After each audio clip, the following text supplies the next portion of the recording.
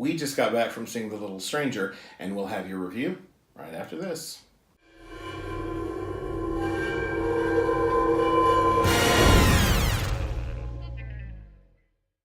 Hi folks, welcome to Pop Pop Fizzle. I'm Jeff. I'm Heidi. And we are here to talk about the movie The Little Stranger. Now, Heidi and I don't think we did a reaction for this trailer, did we? We did. We did? We did. Good. Yeah. We did. We did. Little Ron Howard sneaking in there. We did. This video is going to be a little different, so let's just start with that right off the bat. It's going to be different for two reasons. One, it's been a while since we've done this. Heidi did one on her own recently for Crazy Rich Asians. Crazy Rich Asians. And I started to say Big Fat Greek Asians. No. That's combining two totally different movies together. Two different franchises altogether. Yeah. And then Jeff had done a review on his own as well prior to that. So yeah, so it's been a while since we've done one together. Yeah. So some of that has to do with scheduling issues, and some of that has to do with the fact that I'm finishing a book right now and kind of in that zone of craziness happening. So things have slowed down a little bit as far as what we're posting. We haven't gone anywhere. As soon as my book is ready to roll with the printers, we'll be back in full force and doing more videos, and your schedule is going to be better. We're going to be doing some new things, some cool things, and so we're looking forward to that. So sorry if you've been missing videos from us. It's really just because we've been busy with some other things, but we're back to do this. Now, this video will be different for us because normally if we're going to talk spoilers, we'll do a non-spoiler review, and then we'll do a separate video that's a spoiler discussion. Yeah.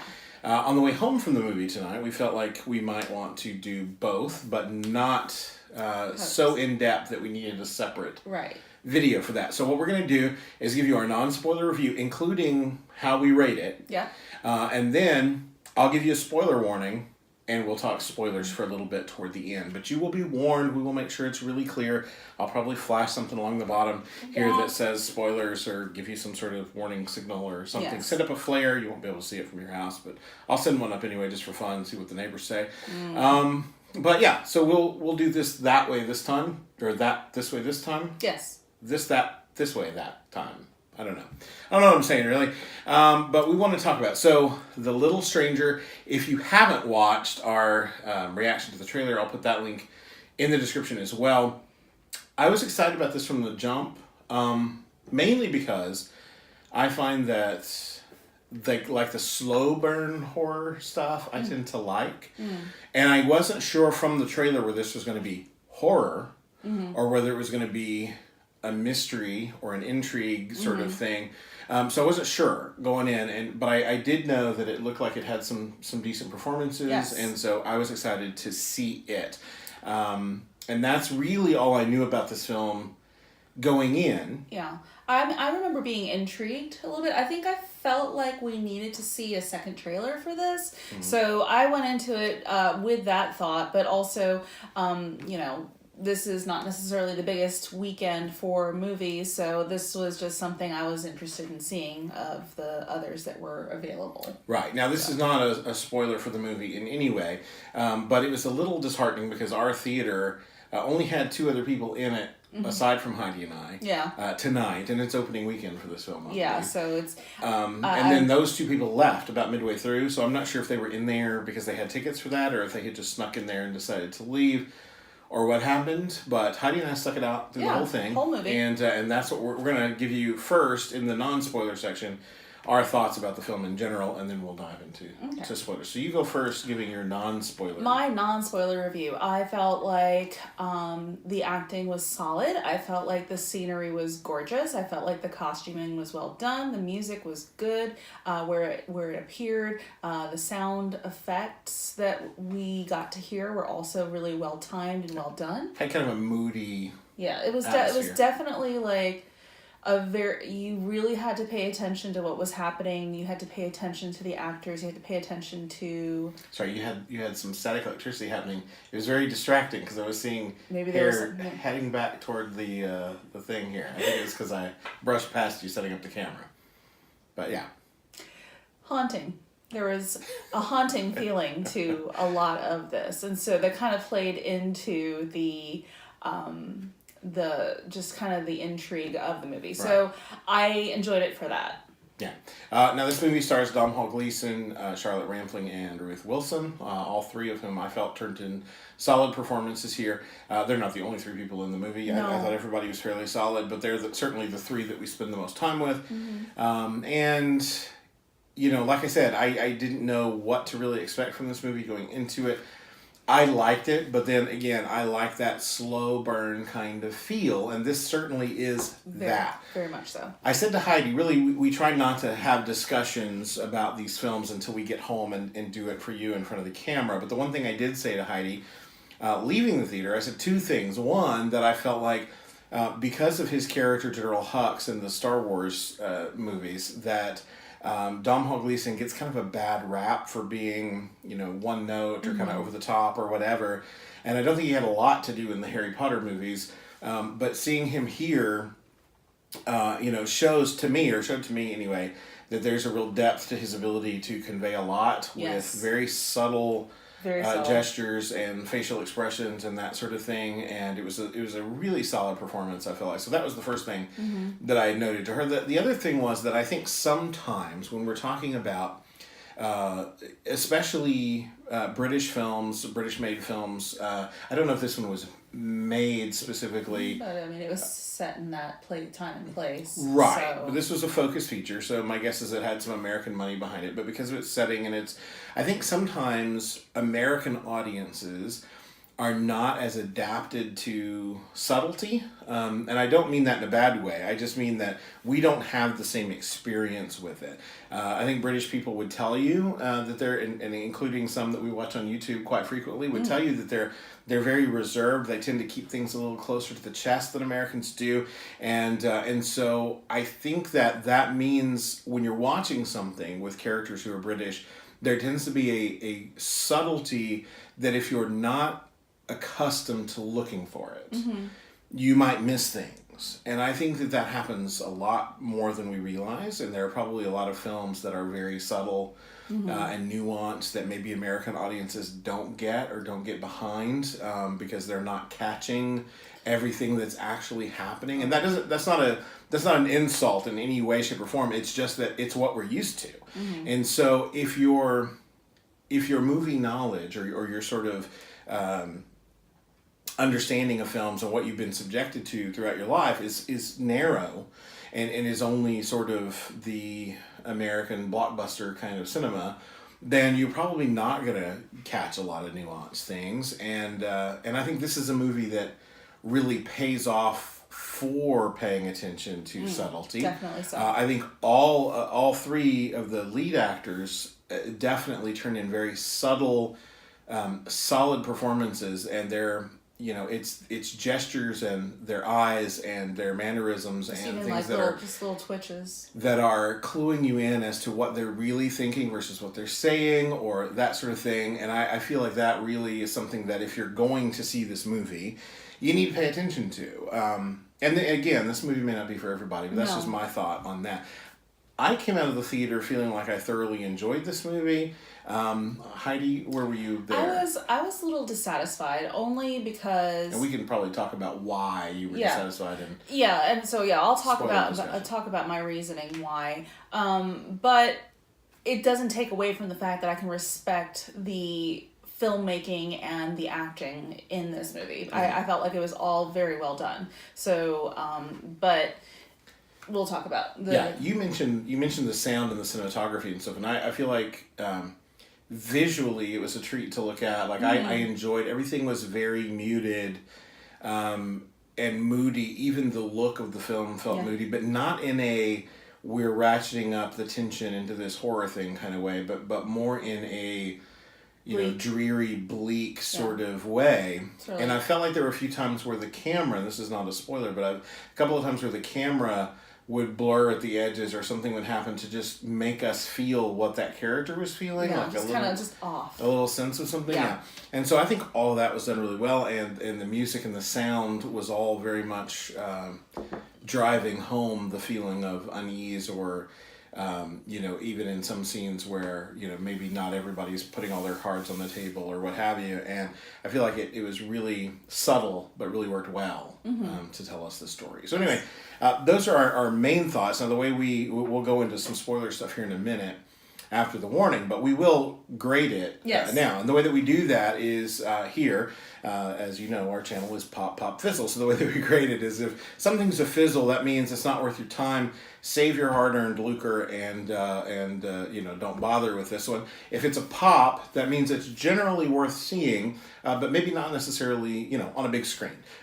Big screen movies cost a lot of money these days, popcorn and drinks even more. So if it's a pop for us, it means, yes, definitely see it, but maybe it's okay to wait until Redbox or Netflix or something like that, not a sponsor. And then if it's a double pop, which is our highest grade, then it's go out and see it now. Grab a giant popcorn and a big soda, and you've got a big soda right there. It's actually a big diet cherry limeade. Okay. So a double pop would mean that. Go out and see it. Now, so Heidi, for you, where does this fall on that continuum? This falls on pop. Just a plain old pop. Solid pop. A solid pop. It was intriguing. It was definitely worth my watch. I liked it, but I don't really feel like it's something that's a big screen type movie. I really don't. The scenery is beautiful, gorgeous, old English countryside sort of looking stuff, and it was gorgeous. And then lighting cues, always very nice, but you can get the same effect if you turn off the lights in your living room and watch it on your big screen at home. That's probably true. So I'm not necessarily into the idea that somebody needs to go run out and see it in a theater right now, but I did enjoy it. So pop. Yeah. For me, I'm going to pull a Heidi and say it's somewhere between a pop and a double pop for me. I think your mileage will vary depending on how you feel about this sort of cinema. It's not a big budget blockbuster. It's not a gripping the armrest, thrilling ride through whatever. It's very subtle and very slowly paced, pulling you into the story. So if that's not your kind of thing, then it's probably not for you, but maybe check it out when it hits Redbox or Netflix or something. But if it is your kind of thing, like it is for me, I enjoyed having it on the big screen to feel like I was in that big house, which is the setting for most of the film, and the grounds, and hearing the sounds and everything through the system. So that to me matters with a certain movie. Now this is not the kind of movie that has such spectacle that you have to see it, which is why I'm going to land somewhere between there. It's not necessary, but it's my preference as a moviegoer to see a movie like this on the big screen. Mileage may vary, as I said. So those are our grades for Heidi. It's a pop. For me, it's somewhere between a pop and a double pop. So I guess a pop and a half for me. And so those are our thoughts on the non-spoiler side. Now we're going to take about 5 seconds here, and I'm going to put a little spoiler tag right down here. It'll be flashing or something. Maybe there'll be bells and whistles. Maybe there'll be stuff firing out of it. I don't know. But we'll take a few seconds here. This is the only spoiler warning you're going to get. And when the spoiler warning is over, then we're going to go full in and talk about this movie in detail. So if you haven't already seen The Little Stranger, then now would be the time to turn off the video and then come back to it after you've seen the movie. If you're not interested in seeing the movie and you just want to hang out with us and listen to our thoughts about the whole thing, that's fine too, but consider yourself warned. Okay. Thoughts. You said you were disappointed. Why were you disappointed? I'm not exactly somebody who needs to be spoon-fed. Right. But I feel like it was just too, what's the word I'm looking for? But just too open. The ending was too open for me. I needed to feel like there was something that we were leaning towards or another. Was it primarily the ending? I think it was primarily the ending. Like everything else was great. I would have liked to have just a subtle hint at exactly why it all happened. I think there was a subtle hint. But it may have been too subtle. And that's what I said. I must be tired or dumb because I don't think you're either. But I think that. Well, as I was leaving the theater, I was like, "Did I miss something? What did I miss?" So, I might have missed something subtle, but I feel like I was watching everything, so I don't know. I was gonna also say the whole movie. I was racking my brain. So this is the spoilers, so we're going to just kind of talk about this. Sure. So we have Dr. Faraday, who comes upon a house that he had visited as a child and was, in awe of and jealous of. Domhnall Gleeson, yeah. Yes, even from that time. And you see him very methodically insinuating himself into the days and lives of the people in that house. And I was racking my brain trying to figure out what that was, because I know I'd seen it before, and I was like, oh yeah, the talented Mr. Ripley. And so I was getting that vibe from him the whole time. And so It's been years since the talented Mr. Ripley has come out on the big screens, and so just a quick review and a spoiler for that. Basically, it's the same thing as somebody who's in awe of or jealous of the life and lifestyle of people who are not a part of his normal day-to-day life, insinuating himself into that. So it was just kind of like I was feeling the beats that they were happening, except there was no, very outright murdering happening on screen. Right. I would say I can understand you getting that vibe for sure. So here's kind of how I took this. Now, again, I feel like Domhnall Gleeson's acting was fairly subtle, and I feel like they gave us a swath of flashback things to sort of help us fill in gaps of things. Okay, so this was set. When was this set? Like between World War I and II? I think so. Somewhere in there. Yeah. So we get. It was 1911, I think he said. 1919. 1919 that So he it was- first visited. And it was so after the Great War, but not. I'm gonna smooth down your I'm still having out hair. I'm still again, having flyaway issues. Yeah. Well, no, it's literally the static electricity. Yeah. But I think So 1919 at a big party. But he was 9 years old at that. So Okay. we see him as a young doctor, just a few years into his practice. So I would put him at maybe So it's probably like 1930. Yeah. 1932, somewhere in there maybe. adding, calculating. Well, he was 9 in 1919. So So he would have been born in 1910. he wouldn't So- be 22 as a doctor. Sorry, I didn't mean that. I was trying to jump 30 years and I miscalculated, yeah. So. Well, I mean, this was kind of, they were broke. So I'm guessing it was kind of the Depression years. So I'm going to put it at maybe 38. Okay. I'd put it at 38. Not that really matters. Like, other than right before World War II. Other than the setting, there are telephones, there are cars. But not a whole lot. And the story mainly takes place in an estate where it's set out to itself and it's in disrepair. But he remembers it in its heyday when he visited as a child, and we sort of get these flashbacks back and forth to him. We know that there was a daughter who died not long after his visit there. Yep. And we never did find out how, and I kept thinking maybe something. Just that she fell ill. That's really all they say. Yeah. And so as the story builds, it's the sort of suspicion of both the brother Roderick and the daughter Caroline eventually is that there's something supernatural happening in the house. The mother certainly buys into the fact that perhaps it's her daughter that she lost that's still there, and they sort of build on this thing. I think what you were picking up on with Dr. Faraday was certainly accurate, that he, even as a child, felt like he didn't fit into that world. He wanted to fit into that world. I suspect that what we're supposed to take from that is that because it's what he wanted, that he was open to whatever was in that house. I think the final shot was the real him still trapped in that house. And that something in that house had taken him and was using him. I think the reason that we saw him, especially toward the end when he fell asleep and then something had clearly happened to her in the night, and we saw in the flashback so we know it was probably him that came through and pushed her, but I'm not sure he did it. I'm not sure he was aware of what he was doing. I think it was meant to suggest that something took hold of him even as a boy. Because we saw those moments of him hearing things that weren't there, or him, as a boy and looking places and doing whatever, and then he clearly he looked very angry when the girl ratted him out and said, "What are you doing here?" or whatever. Then she ended up dying. So I think he connected to something in that house, because if you remember throughout the film.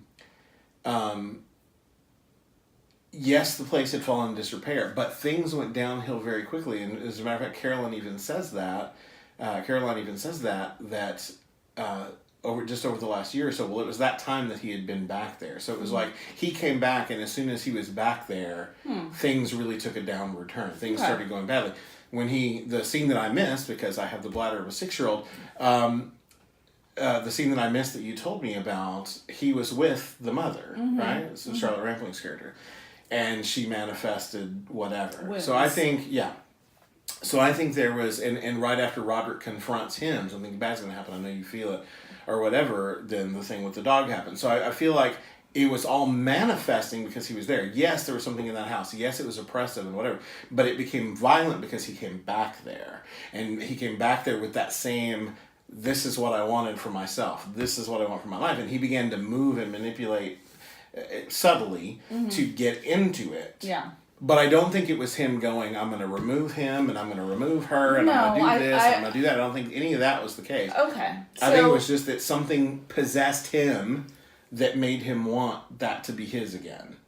Yeah, I wondered about like a possession sort of thing, and I know that just watching it, I knew that it wasn't like him purposefully doing anything. Right. I got him insinuating himself into the life of that house, but I didn't get him purposefully hurting people. Right. Just that it was manifesting every time he had something not go his way to be a part of that house. Right. So, okay. Like his frustration and it not working would come out through whatever was possessing him. So that thing would then help him accomplish his goal. Yeah. Or whatever, because it accomplished the goal of the house or whatever. That's what I took away from it now.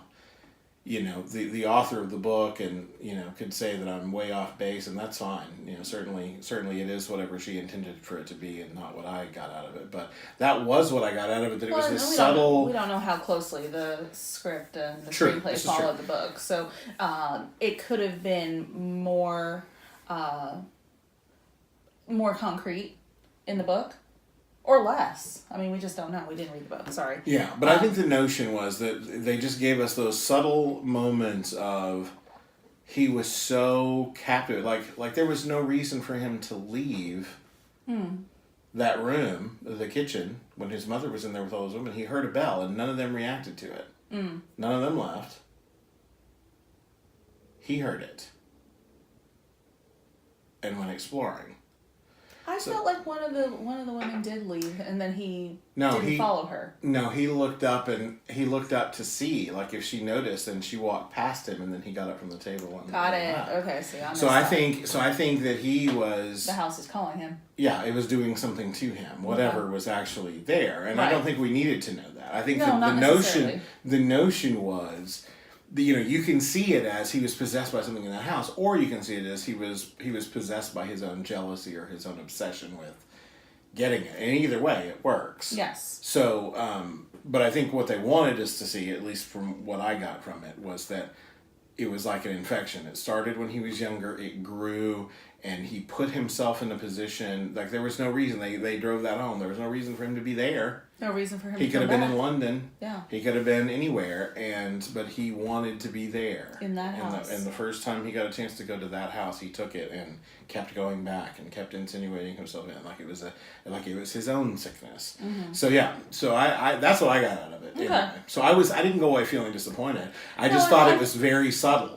And it's probably not something that American audiences will get. I'm too American. I don't think it's that. I just think it's... No, I mean, I was just trying to pull more connections. And the thing is, I knew that but the thing is, if you... but I mean, I think once you got your head into Talented Mr. Ripley, you probably thought he's killing people to... I didn't think he personally was doing it. I never did. Like, it was just the MO of getting himself there and in that life because he wanted it so badly when he was younger. So for me at the end, when we see them in that brief trial scene, and they ask him if she was suicidal, if Caroline was suicidal, the question for me as I waited for his answer was, if he says yes, then we know that he had something to do with all this, because he wouldn't say yes unless he had something to hide.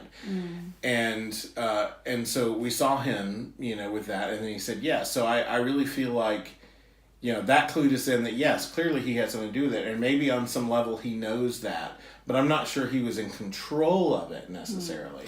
And I think that shot of him as the boy looking down at himself as a man leaving was that way of saying, yeah, he, the real him, or the him he could have been, got taken away and locked away, and now this is all that's left. Yeah.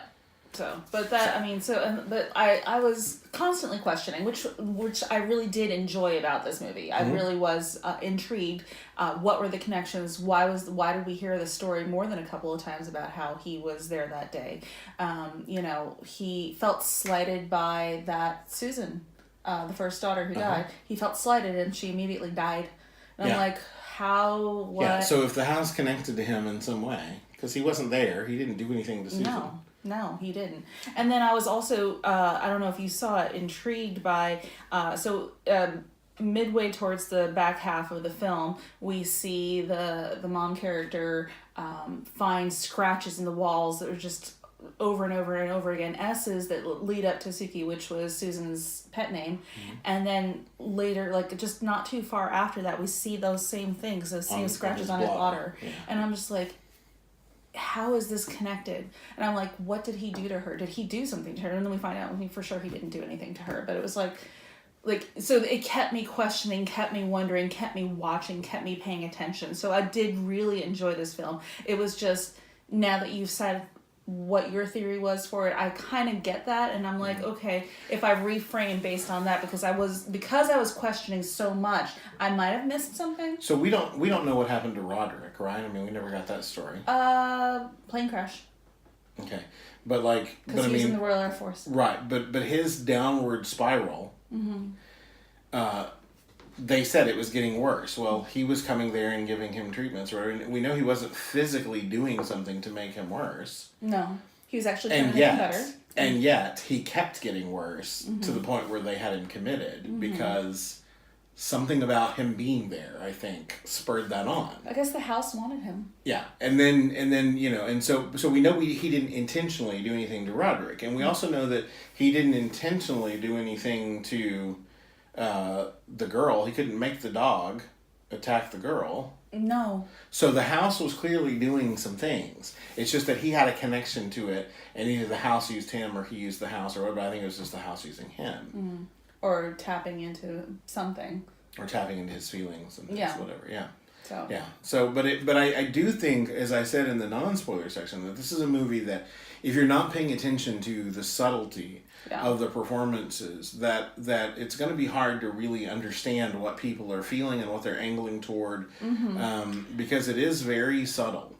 So I think that was the problem, is that I was questioning so much I must have missed something. And that's what I said when I walked out. Did I miss something? Because early on, he just seems like a lonely guy, and she seems like a lonely girl, and I didn't really feel anything weird about him gravitating toward her, other than two lonely people gravitate toward one another. But by the time we started seeing him, when he took her to the dance or whatever, his expressions, when other people interacted with her, there was a possessiveness, and it was not good. It was disturbing, but in a very subtle way. Like the people around him didn't notice. But because they were at a party and they weren't paying attention to his face. They were drunk. but very clearly he was bothered by her getting attention from other people besides himself. Yes, because I think somehow I think had she married him, that she wouldn't have died. I don't think that was the ending that would have happened. No, I don't think so. I think it was that she didn't want to do that. That wasn't what she wanted. That she wanted away from that house, and the house wasn't going to let that happen. She wanted away from that house, but she was the only legitimate way for him to be there. That's true. So, if she was... I was curious about that at the end, though, because there's no legitimate reason for him to be the one that has the keys. They didn't get married. No. But as far as anyone else would have known, they were still intending to get married. Yeah, I don't know what sort of legality would be involved in all of that. Yeah, but I mean... But it also stands to reason, as a doctor, having worked probably other places before coming there, he may have had enough money to step in and... We also saw a scene of another man dying, or... Yes. And could that have been the guy who'd drawn up everything, all the legality? Oh, I don't know. I thought about that when I saw him, like, who is this guy? So... Yeah. I thought about that. So as far as the only other witness to their relationship, the maid, Betty, knew is that they were going to get married. And, you know, she was helping her pack up. Maybe she thought they were moving to London. I mean, who knows? The lady of the house wouldn't necessarily share all of her thoughts and feelings with the maid, even if they were the only two living there legally. So I think that as far as anyone could be concerned, especially since we see him with the keys, that the person who was responsible for drawing up everything about getting rid of that house or letting her be able Roderick was the only one left. And he was mentally unsound. Carolyn had power of attorney. So if he was going to be her husband, that may have transferred that over somehow. Possibly. I don't Weird know. legal loopholes of the mid early 20th century England. Maybe. I don't know. But I did find the movie to be enjoyable. It's a slow burn, and if that's not your thing, then certainly this might not be the movie for you. But I appreciated the subtlety of the performances. I really liked the slow burn. It was not a horror film in a traditional sense. If you're looking for jump scares, you know, and there have been some really great horror films over the last like 2 or 3 years that really stood out. Earlier this year we got Hereditary, which we loved. And our spoiler discussion for that is our most watched video. Yeah, thanks guys. And we loved that. But this is not the same kind of movie. No. Is it a horror movie? Not really, although it does technically deal with probably the supernatural. But it's a very subtle... It's very suspenseful. And it's suspenseful because we don't really know what's happening. Yeah. But it's all predicated on our understanding of these characters and how they interact with one another. And as soon as Charlotte Rampling's character said to him, I'm still... this is still my house or whatever, I was like, she's dead. Yeah, pretty much. That's not going to be good. For whatever reason. Because either he's a killer or the house wants him to have the house. Whatever the case, she's not long for this world because she said that. Yeah, pretty much that. Yeah. So, I mean, I caught that too, but I was just like, I spent too much time watching it and trying to figure all of that out, and so just watching it. Yeah, so. I just kind of took it in as it came, but I did feel the strong thread through there of the house was pulling at him even as a kid. I was a little surprised, like I felt like seeing the kid at the end was just their way of punctuating that, so that if it was not clear, that might clear it up. But again, I think that it's maybe a little subtle. It's a little subtle, especially for American audiences, but I think it's a little subtle anyway, no matter who you are. But I like that. I like the subtlety. I like leaving a movie not knowing for sure. To me, it's like Inception. Does that top fall or does it stay up? I've read some theories that that's not necessarily his totem. So, anyway, but whatever the case, I like endings like that where I have to decide what really happened. And I thought about that too when I was leaving, because I was like, did I miss something that would define or at least lay a little more weight towards one thought or another as to what the real ending was. And I thought about that too. I thought about Inception and how people were talking about that. And I hope, now, like we said, the theater was empty, save for us. So I would hope that more people would see it and there'd be more talk about it, so that more people. I'm interested to see what other reviewers that we happen to watch have to say about it. So I'm really curious. Like, we did not watch any reviews. We came straight from the theater. I don't think I've even seen any reviews for this movie yet. So I am very interested to hear what other people's theories. Sure. I'm hoping that this will be something that'll be talked about, because it really was a worthwhile watch. Yeah. So. Now, we'll wrap things up for now, but our question for you is, if you've stayed with us throughout this spoiler review, then I assume that you watched the film. If you did, comment down below and let us know what you thought of the movie, and whether or not you got the same thing out of the ending that I did, or whether you had a big question mark for you. I'm landing closer to where you landed. Right. So, but yeah, that I would love to know that. I would love to know how you felt about it coming out. Now, if you didn't see it and you just watched this anyway, and you're like, I don't even know what they're talking about, I definitely think the movie's worth a see. So, if you wait until it hits streaming or something like that, that's fine. If you get a chance to see it at a matinee or something like that, it might be worth that too for you. Take advantage. But I really enjoyed just the subtlety of it, because it didn't treat me like a moron. And you and I tend to like movies like that, that don't spoon feed you, that don't try to explain every little detail to you. One one of my big gripes when we talked about Mission Impossible Fallout was that phone. That we didn't need the phone to, the phone gave away. Sorry, spoilers. The phone gave, not really spoilers, but there was a moment where a phone came into play that gave away who the bad guy was in the film when we didn't need to know that yet. Yeah. I had my suspicion, but we didn't need to know it. I had it. I got it. You don't need to spoon feed it. Yeah, that was an exclamation point and an underline, bold underline. And it was way too early. Yeah, but so this movie is not like that at all. It treats you like you're intelligent enough to figure out where they're going with this, and we like that. Yeah. If you feel the same, then let us know in the comments below. And if you didn't care for the movie, tell us why you didn't. We want to hear that too. Anyway, that's it for us today. And until next time, folks. Bye. Bye.